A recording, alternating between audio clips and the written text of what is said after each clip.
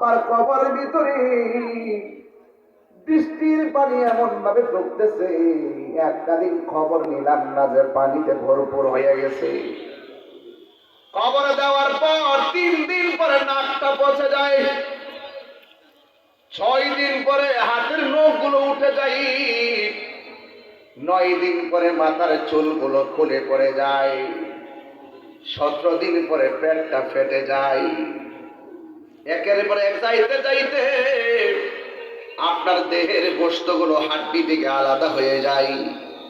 60 বছর পরে দেখবেন কবরের ভিতরে আপনার হাড্ডিও নাই, গোশতও নাই।